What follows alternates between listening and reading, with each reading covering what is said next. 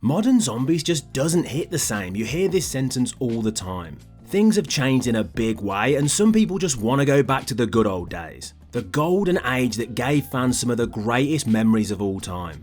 So let's go on a huge nostalgia trip as we take a look at 50 things Zombies OGs remember. And very few things are more famous from the old school days than the original classic camping strategy. Over the years, COD Zombies players learnt to train and were able to perfect their undead slaying skills in order to find a much better way to deal with the horde, but in World at War, tons of fans relied on a much more simple game plan. Sitting on the catwalk of Deriz with a pack-a-punch weapon, spraying zombies for as long as they possibly could.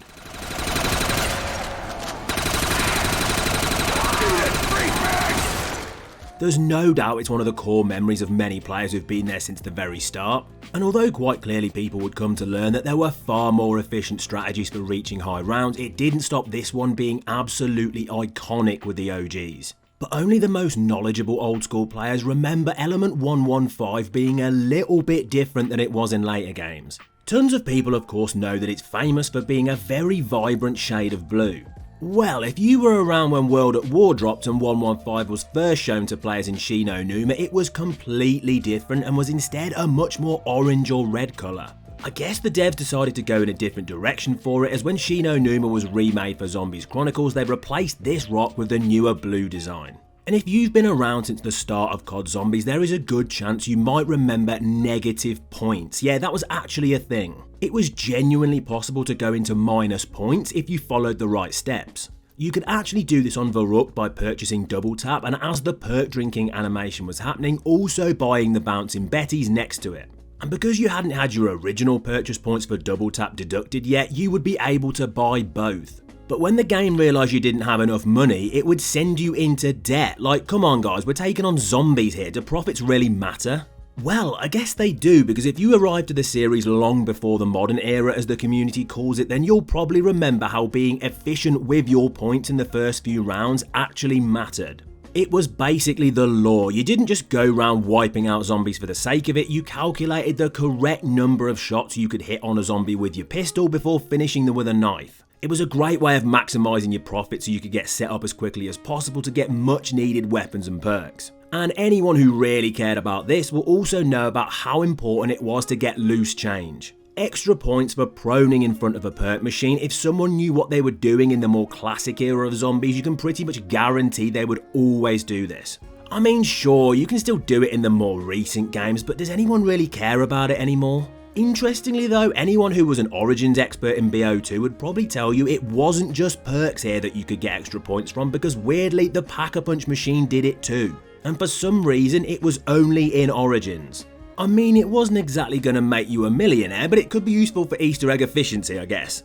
But remember when Zombies players used to actually spend the time boarding up windows in order to keep the undead out? Yeah, it sounds ridiculous with how things are in the modern day, but anyone who was a die-hard fan from day one will understand how important it was to get those windows boarded up as fast as possible. Well, at least in our heads anyway. Thinking back, outside of getting some much needed points in the early game, it really wasn't worth it at all, merely delaying the inevitable. But we still did it anyway, as if it was going to keep us alive for way longer. But hey, Zombies had only just landed around that time and we were still figuring things out, so surely we can forgive ourselves for wasting our time on such a pointless game mechanic. Speaking of pointless things though, it's kinda crazy to think that this word actually applied to one of the most famous perks of all time. Although certain classics like Jug have been incredibly useful ever since they were first introduced in verukt, you definitely could not say the same for Quick Revive. Pretty mad to think that if you were around as a solo player in the World at War days, then this was absolutely useless to you. It did exactly what it said, revive players quicker. Yeah, revive other players quicker, the other players that didn't even exist in solo. So as I'm sure you remember, it did nothing whatsoever and was a total waste of points in World at War. Fortunately, this thing would change in Black Ops 1 when it finally gave solo fans a much needed self-revive, but to think that a perk that's existed for this long was originally a huge waste of time for tons of people is kinda nuts. But if we're talking about perks, there is a pretty famous story that we've got to touch on from Black Ops 2. There's a huge number of fan favourite perks from across the history of zombies, and one of those has got to be PhD Flopper. And of course, one of its most useful effects was completely removing full damage. So a fair question is, which map would this work perfectly on? And of course that's gotta be Die Rise. And these days everyone knows about the fact that when you're dropping down the elevator in that map, if you really concentrate or slow things down, you can actually see PhD right there, you just can't get to it. The crazy thing is though, when this experience first dropped, everyone genuinely thought that you could, they just didn't know how to do it. Players spent ages obsessing over how it could be done and why Treyarch must have added a secret way to stop the lift there or another way to get to that floor, allowing them to get the perk that they needed most in Dire Eyes. Fans at the time truly couldn't believe that it was just a big joke from the devs at our expense. But as we now know many years later, it was just one massive troll and we were never meant to be able to use PhD here. Not gonna lie, even this many years on, it still kinda hurts. And so did jumping into a game on Kino with someone who sadly had no idea what they were doing. Anyone who used to spend all of their time on this map with the release of Black Ops 1 probably did it because it was way easier than 5, let's be honest. But anyone who was looking for those easier high rounds would of course know that one of the best training areas in the whole experience is the stage. It does have one problem though that some teammates wouldn't know about, and this lack of knowledge could totally ruin your ability to get to high rounds. Rule number 1 for Kino, do not open this door on the stage, it completely screws with your ability to train there, and back in the day tons of people would make this massive mistake which would totally ruin co-op games. The solution, just play solo. But only the real OGs know that Kino wasn't even supposed to be a part of Black Ops 1. Seems kinda wild to say, but originally this iconic map was never even going to be a launch experience. It was in fact supposed to be DLC 4 for World at War. Can you imagine if that actually happened? Playing in the Theatre of the Damned with World at War mechanics, would this map have ended up as popular as it did? I mean, who knows? And then what would have replaced it in Black Ops 1? Just think of a world where the only launch map for that game was 5. That would have driven people to madness. But probably not as badly as getting abandoned by one of the series' most famous robots though. Although over the years the community's opinions on Tranzit have softened slightly, anyone who was around for the launch of Black Ops 2 will definitely remember the pure community hatred for this map. But one thing that people did love was Ted the bus driver, although none of us were fans of his desire to stick rigidly to his timetable. It may seem crazy nowadays knowing that everyone just runs around Transit through the fog, constantly dealing with denizens, but when the map first arrived that was not the case and players actually wanted to hop on the bus. I say wanted to because my god, Ted really didn't want to wait for you sometimes. It was one of the most frustrating experiences of all time to be picking up perks, weapons, or maybe even dealing with the undead, and this dude would just straight up leave you behind. He didn't care if it led to your impending doom, he was there to do a job and stick to a schedule, and if that meant leaving you behind then so be it. It was such a stressful experience, my guy, we just wanted to make it to town without having to fight off those annoying little creatures. Give us a break, man, it's like he was intentionally trolling us. Kinda like how people used to do exactly that on Buried with one of the most infamous items of all time.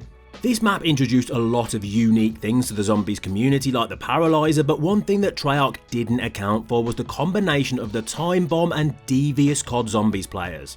Although this pretty insane item could be really useful, it could also be one of the most frustrating things ever added to the game. As when DLC 3 first landed, it really didn't take long for many people in the community to learn that the time bomb could be used in co-op games to troll your teammates into madness. All players needed to do was get this thing out of the mystery box on an early round, throw it down somewhere, and then just wait to enact their awful plan. They would just bide their time until the whole team had progressed enough to actually have themselves set up in the map, and then boom, activate the time bomb, completely ruining all of their progress and throwing them back to when they first chucked it down. It was absolutely brutal, and one reason why tons of people preferred to play this map on solo. It's also the perfect example of a bygone era that the true Zombies OGs will have fond memories of, like when the mystery box actually mattered. This famous random weapon provider was one of the most important things in the entire game back in the day, and it's honestly a tragedy that that's no longer the case. Anyone who played the classic Zombies titles will absolutely know that in order to get the best weapons for slaying the undead, this box was very much your best friend. And in tons of maps from those early days, this was the only way to get the map's wonder weapon. There was no crafting or a quest to unlock it, it was spin the mystery box and hope you don't get bankrupted before you manage to grab hold of it. And not only that, but it was one of the sole ways to get tons of other unique items and weapons that couldn't be grabbed off the wall. The downfall of the mystery box needs to be studied because at this point it's a genuine tragedy. Here's hoping that we can take this glorious game mechanic back to how it was in the OG days. Speaking of the mystery box though, even a ton of original Zombies players totally forget something about a wonder weapon that's well known for coming out of the box. Let's be honest, the Winter's Howl is famous for all the wrong reasons. It's always been linked very closely with 5 and of course classified many years later as those are the only places you can get it, right? Well, that's actually wrong. Because you can also get it out of the box in the Black Ops 1 remake of Verukt, which dropped as part of the Resurrection DLC. But be honest, right? Did you even remember this?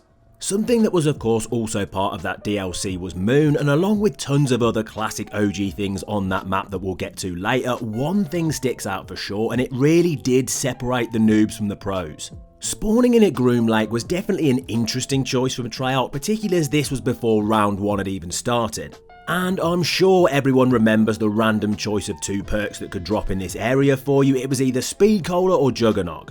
And if it turned out to be Jug, you basically had a choice: be a total noob and wait ages to try and get hold of it by going through the teleporter numerous times, or take the tough task of attempting to grab this perk before even teleporting to the surface of the moon. That was what really showed whether you were a good player back in the OG days, as you trained around and attempted to rack up 2500 points to grab this much needed perk. If you were one of the real ones who did this every game, hats off to you, as it wasn't as easy on the original version of the map as it would end up being many years later with Moon's return in Zombies Chronicles. Lots of things have changed over the years in Zombies, and one of those is the Pack-a-Punch machine. Let's be honest, nothing really hits the same as sacrificing your gun into this thing and hoping you're going to be able to get it back out as the zombies swarm you. Well, of course, that is unless you're a smart player and waited till the end of the round anyway. But as iconic as this was, it could actually cause some players a bit of a problem in the wrong circumstances. Because there was one map that you couldn't necessarily automatically grab your weapon right back again, and that was Die Rise. The famous machine was found inside the lift here, and so on top of dealing with zombies whilst trying to upgrade your weapon, now you had to compete with the schedule of the elevator too. And nothing was more stressful than seeing your Pack-a-Punch gun ready to be picked up by you, but the lift just decides, nah, I gotta shoot off dude, and disappeared to another floor, totally screwing you over. Man, it was a rough time for a lot of Zombies players. But if you were really there for the birth of this much-loved mode, you may well remember that the fans themselves are responsible for the creation of one of the most famous characters in Zombies history. All the way back in the first few maps of World at War, players quickly noticed that the undead seemed to constantly say someone's name. Sam! They're quite clearly saying Sam, right? I mean, it makes total sense as the zombies were being controlled by Samantha Maxis. Well, at the time, in the very early days of Zombies, they didn't even know where this mode would go, and so there were no plans for that character whatsoever. But the devs at Treyarch caught onto the fan theories and decided to run with it for the well-known character who would be featured not too long after in Doris. Kinda crazy to think that without the amazing members of the community, the original Ether story could have gone in a very different direction. In the modern day though, if you jump into the first ever Zombies map, Nacht or untoten, you may never know one of its coolest secrets. Well, trust me, the OGs do. Because as tons of us will remember, this famous experience wasn't even available to players at launch. Well, I suppose it was, but only if you put in some serious work. The only way fans were ever able to jump into the birth of Zombies was to complete the campaign, which would unlock it for them as a reward. Wild to think that one of the greatest game modes of all time was only meant as an Easter egg reward to thank people for finishing the game.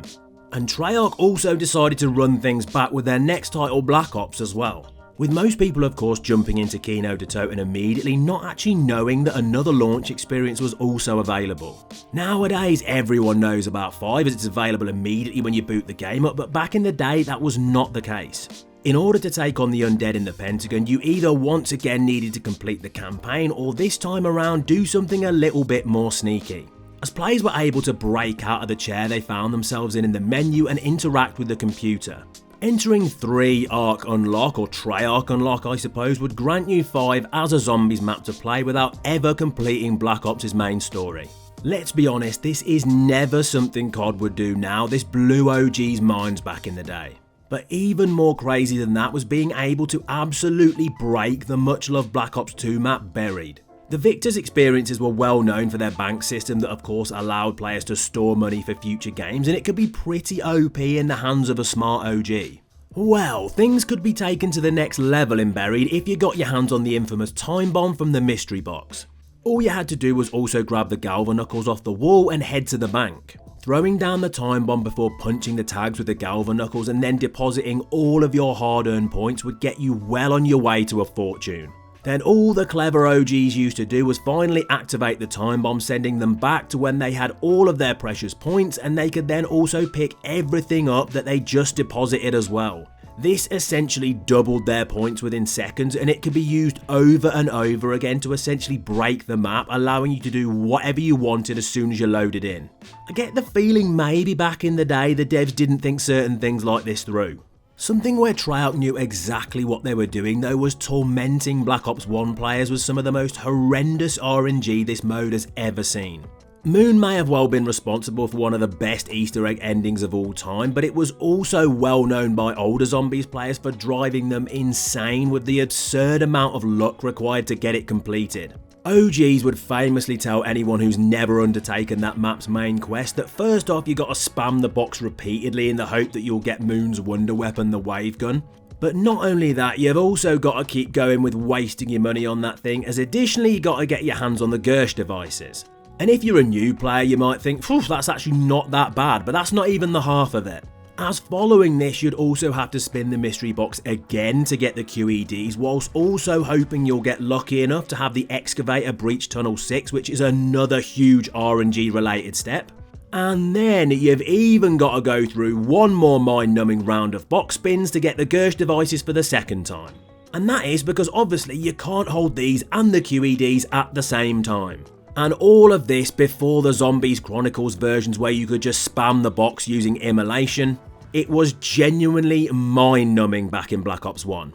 Quite a few Zombies Easter eggs have various levels of luck required, but never before or since has anything even come close to Moon. And it's not the only thing from that map that old school players remember for all the wrong reasons.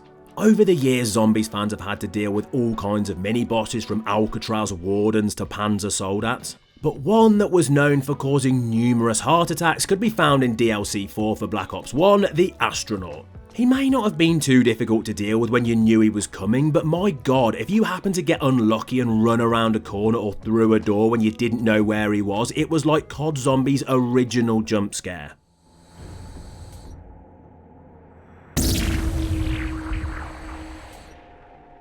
So not only were you now having a panic attack, you'd also lost one of your precious perks. I mean, thanks a bunch, Treyarch. But some things from older Zombies are just pure nostalgia for all the right reasons.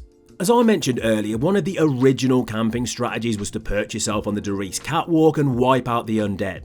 But many years later, players were still doing this kind of thing in Buried. Anyone who's reached the high rounds in that old school map will probably know exactly what I'm talking about. It simply involved getting hold of the paralyzer for the mystery box and then grabbing Vulture Aid from the church.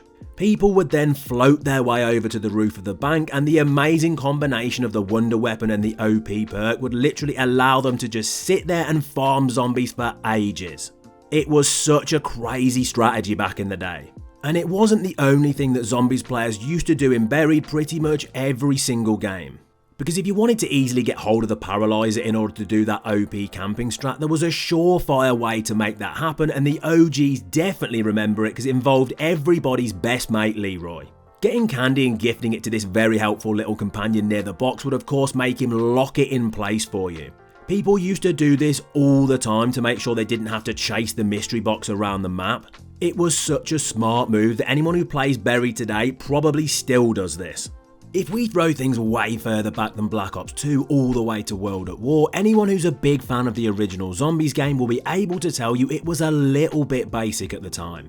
Power-ups of course have existed since the mode first dropped, but they were very different when they originally appeared. In later games, things like insta-kills obviously showed up on your screen with the well-known icon that would start to blink faster until eventually it disappeared when your time ran out. Well, back in World at War, tons of people will remember that things were much more basic, merely just saying the words insta-kill on screen and doing an actual number-based countdown. Thank God things progressed pretty quickly with this as soon as we got to later maps, as I'm not gonna lie, looking back it's pretty janky. And it wasn't the only thing that definitely needed some improvements from World at War, because back in the OG days, Nacht and Toten was incredibly slow. Don't get me wrong, we all made some amazing memories on this map, but one of those is definitely not having to wait for the actual zombies to arrive. Anyone who was massively into the game then will tell you half of the time in the early rounds then was literally just stood around waiting for the undead. At the time, nobody really thought much of this because it was the first zombies map that we'd ever jumped into. However, many years later, it stands out as incredibly slow. Thank goodness they changed this in later games because my god, it was a little bit painful.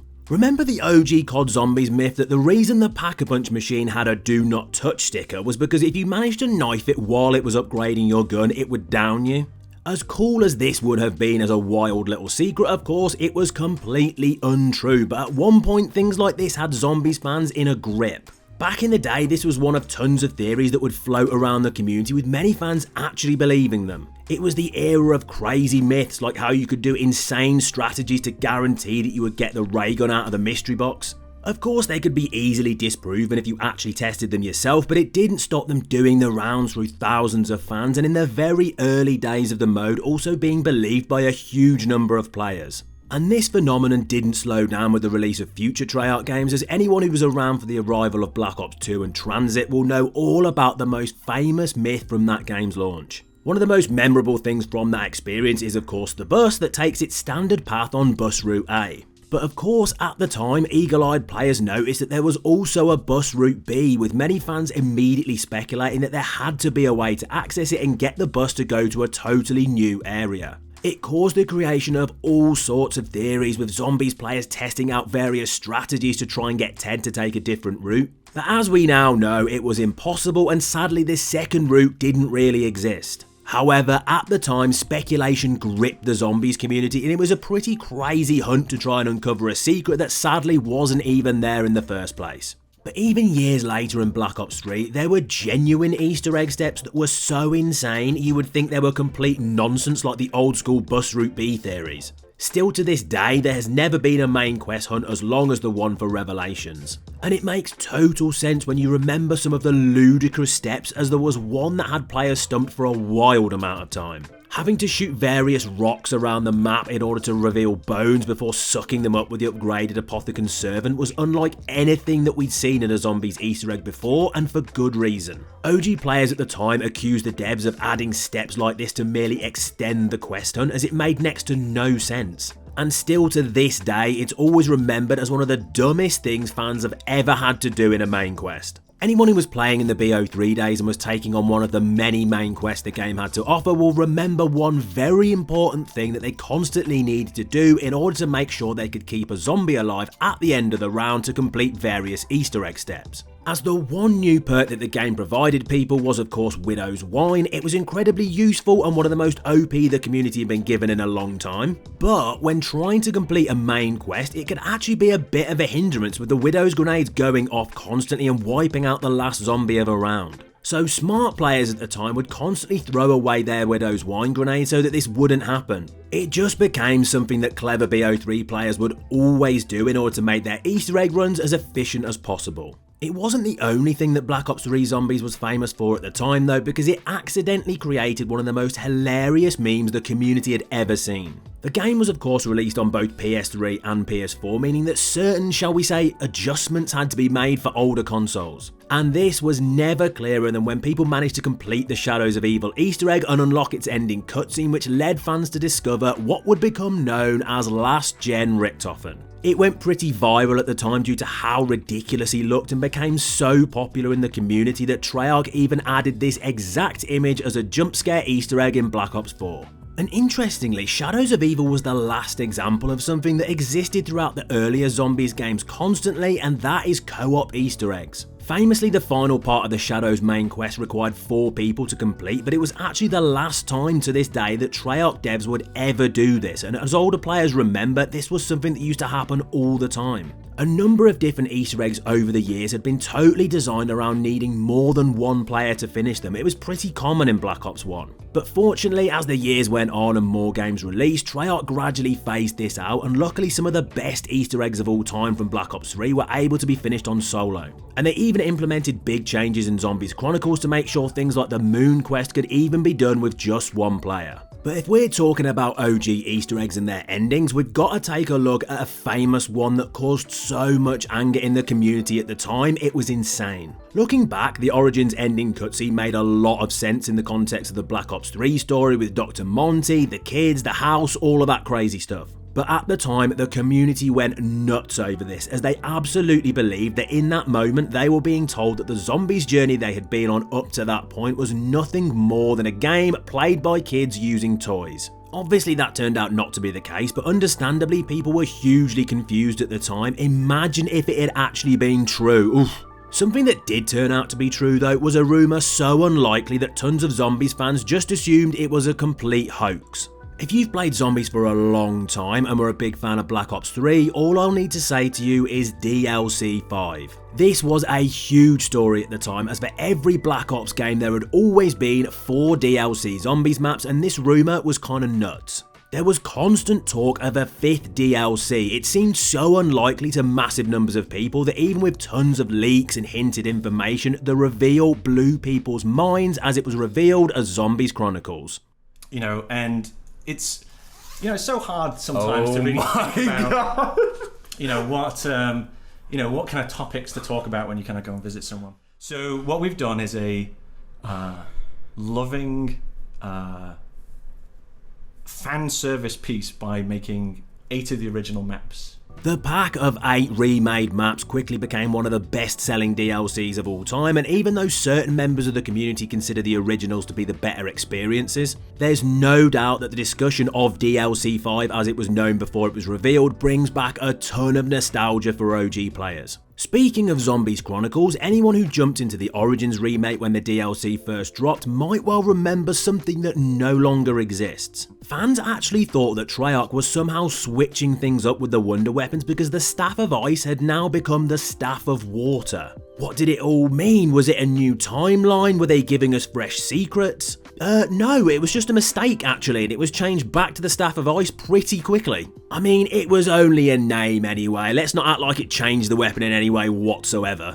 Around the same kind of time, tons of players were also absolutely obsessed with something else known as the Impossible Easter Egg. And as soon as I said that, if you were a BO3 fan, you'll probably know exactly what I'm talking about. Jason Blundell once teased the fact that he put an Easter egg in the game that was so hidden it would take fans literal years to uncover. The community became totally consumed by trying to discover exactly what this was, with people even searching the game files to try and solve it, but with no luck, as supposedly it's not something that can be data mined in the usual way. Various pieces of information have come out over the years, making people believe they're getting closer and closer to the answer as time goes on. And even to this day, the hunt is still ongoing. Who knows if it'll ever be solved? But if you were big into Zombies at the time, there is no way you won't have heard about this. But going back way further than Black Ops 3, there was a mystery given to fans that went unsolved for years. If you were a true OG player and were around for the release of Black Ops 1's Ascension, then you may remember being pretty confused by the map's poster.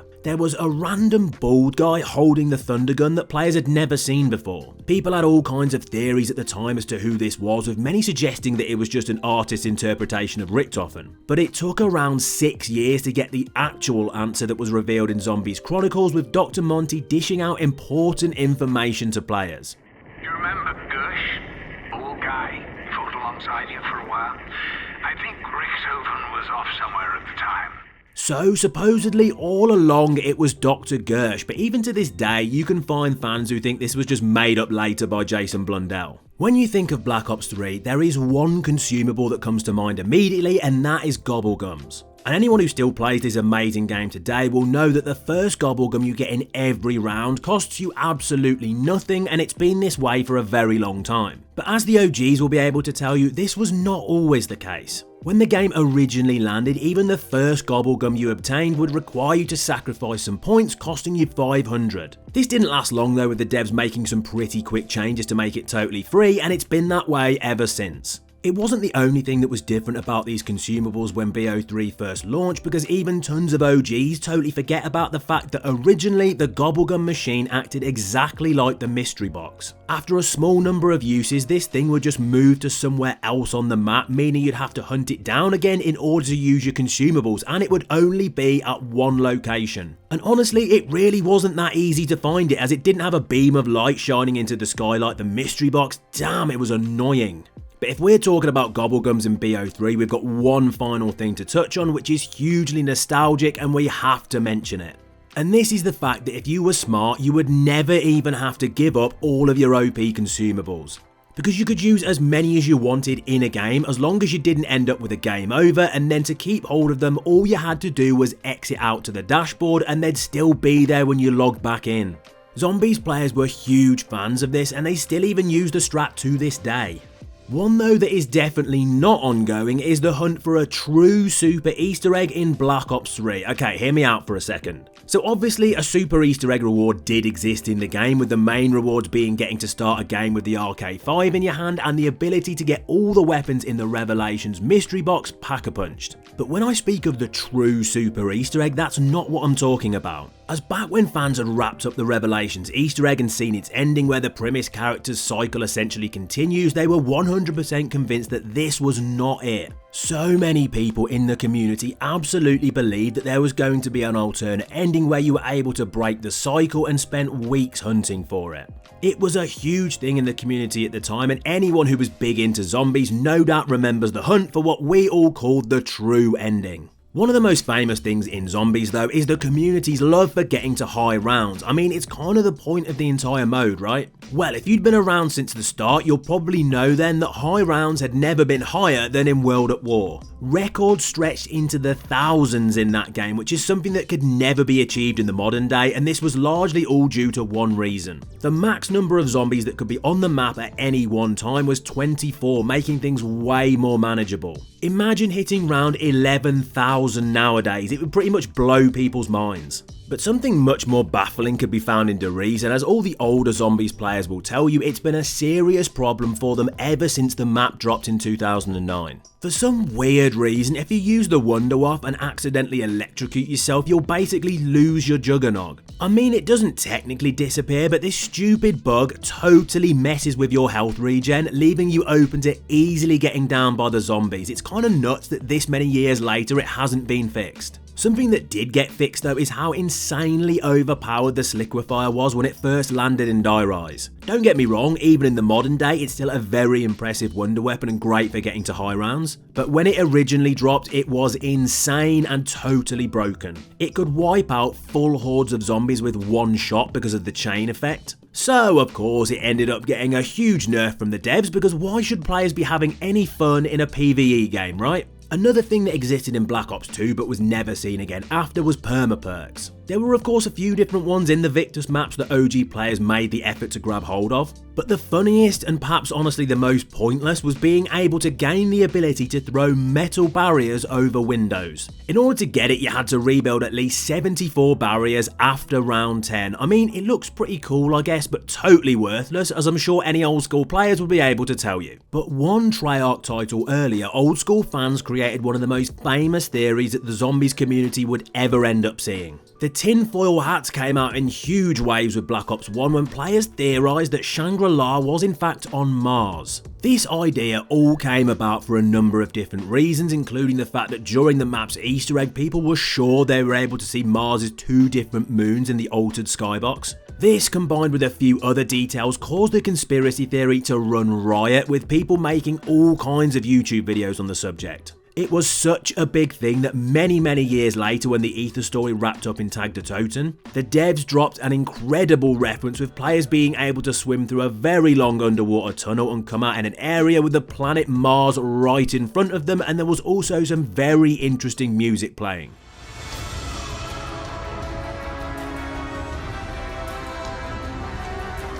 It was the well-known music from this Shangri-La loading screen, so I guess the tinfoil hat crew were right all along, and the devs confirmed the old school Black Ops 1 theory. That theory might be pretty iconic, but is it as famous as everyone's favourite bus driver? Although Tranzit might hold a special place in some people's hearts nowadays, when it released, not so much. But even back then when it was massively hated, everyone still fell in love with Ted the bus driver. He was one of the only things that was actually good about the map, and there was a reason that he was brought back to make an awesome cameo in Alpha Omega. When Black Ops 2 released, fans loved to terrorise this poor guy by driving him mad. And it would often lead to this robotic legend giving us so many classic quotes that really give you huge nostalgia when you hear them again. Fuck you! Get your ass off my bus! This bus is out of order. A replacement driver has been notified and will be here in approximately 123 years.